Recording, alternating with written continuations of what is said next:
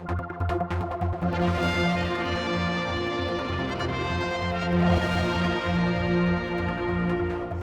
joining me is Clare Barber, Douglas East, and also, of course, DEFRA. This first section, looking back on the first year, I mean, you obviously delighted to be made a minister. I mean, did you not want to be it the first time around, or just never came, the option came up with under Mr. Quayle? It's not ever been something that I would say I've wanted. Oh. I think it's a natural progression as I've moved through, and I think there came an opportunity that felt right at the time. It's certainly, I think wanted is probably the wrong word, because it's challenging. It's been very interesting to see the other side and how that worked. In DEFRA particularly, you wanted that, or that was just offered to you, or how's it work?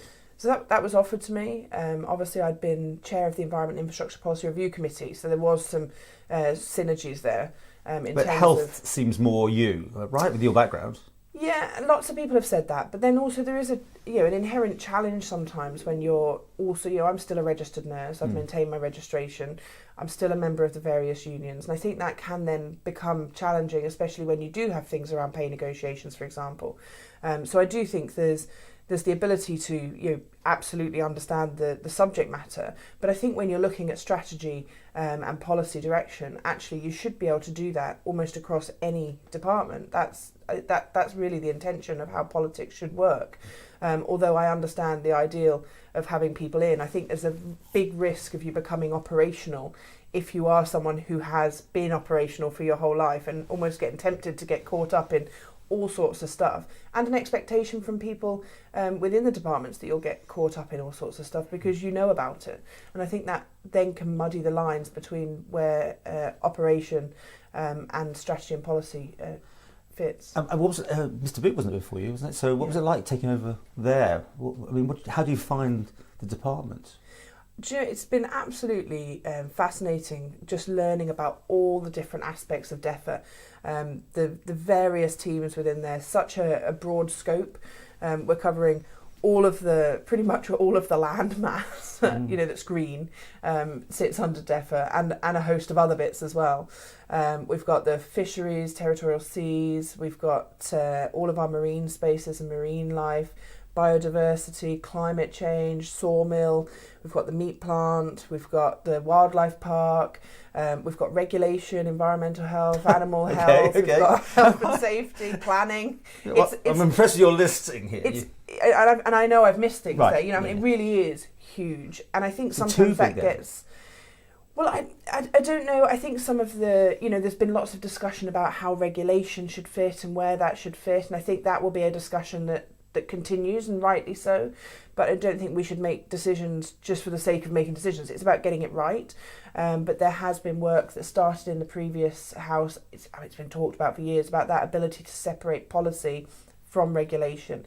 And I can certainly see the benefit in doing that. But having come into DEFRA, I can see the complexity as well, because we've got teams where they're very small teams trying to deliver both sides. Now that provides them with challenge, but it also at the minute gives them some flexibility because they do have the ability to move staff around. What's been your biggest challenge this year? And we'll keep the ministerial thing. I want to get on to Douglas East as well, but I mean, your name's been in headlines or headlights even, a couple of times. You had to make some big decisions? A few times. I mean, there's certainly been some... Should we talk about meat plants? Some significant areas. Meat plant, I think, would be one, and just wider challenges that are affecting agriculture, food production, fisheries, a lot of those around input costs, around that cost of living and the impact that's having if you're trying to run a business that is heavily weighted on fuel, for example, on people, and with agriculture on feed, and fertiliser. So there's a number of different things, and the prices of those have gone up far higher than inflation. They're not tracking inflation, they're going up in the hundreds of percents, and that's having a significant impact when your margin is relatively small to start with, and you're trying to negotiate with retailers who are also in some cases under pressure. It really is a significant challenge. Does the bread thing come under you? I mean, with the end of Ramsey Bacon and all that? I mean, so the milling wheat growers would come under the agriculture sector, but the actual Laxey Glen Mills is a treasury owned business. It's all very complicated, isn't it? Well, not complicated. I mean, we would be a stakeholder, very much in that. So that's sad business. news, isn't it? Obviously, and things like that. Yeah. The farmers and a local bread manufacturer. And there's ongoing work around that. As DEFRA, we've supported a review into the mill, because for us we can see the value that's provided by having a mill on Ireland and being able to make sure that we're working with the milling wheat growers.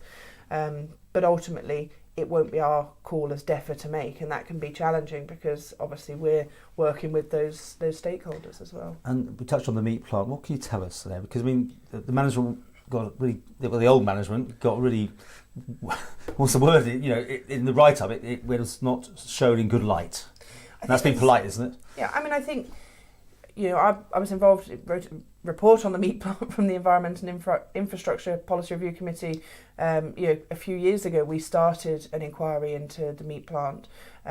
Myself working with Chris Robertshaw and Rob Collister at the time, and then Rob Mercer took over within that committee.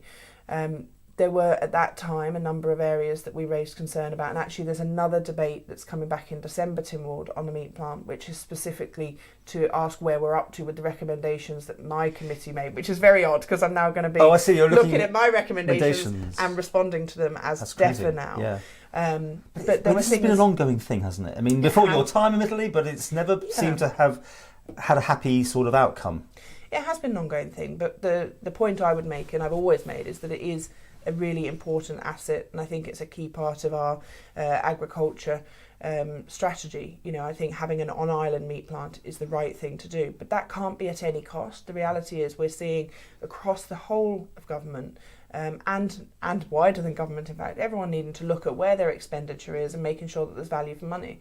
And within government, that's making sure there's value for money for the taxpayers, while also making sure that we're providing what's needed across the agriculture sector. But trying to find a balance on that. And actually what the report was very clear on is there are opportunities being missed across the sales in terms of us maximising. We've got a brilliant product here.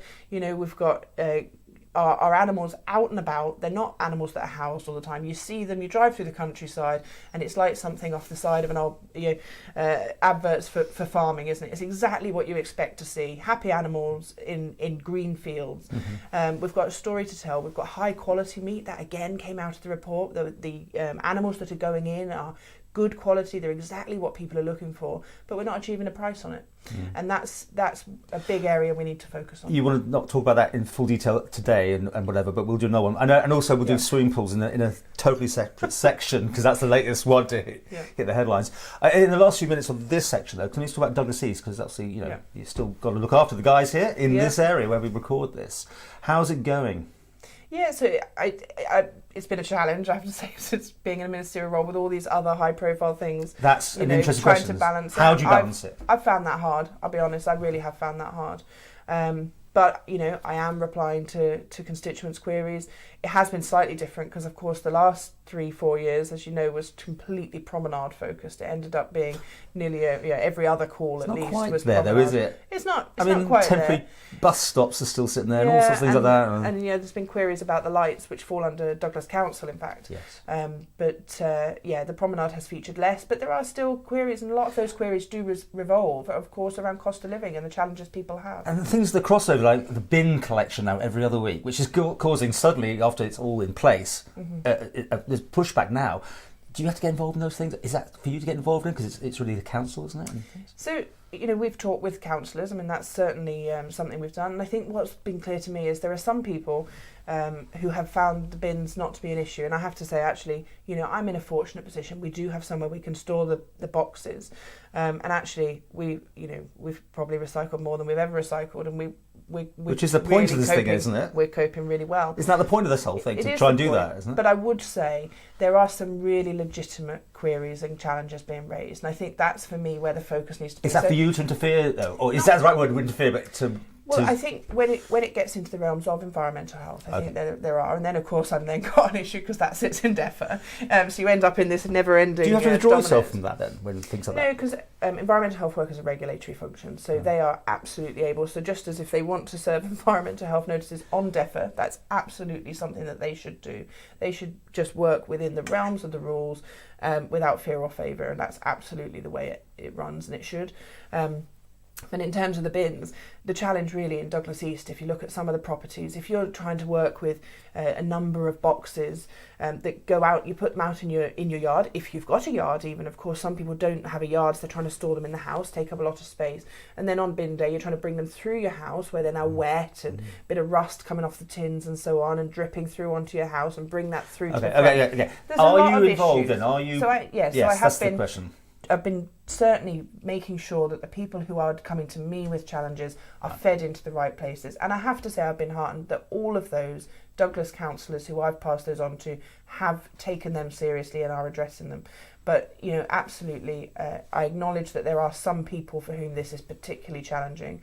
There are other people I think are finding it relatively easy. But you can't judge one person's situation and transpose that onto another and expect them to cope.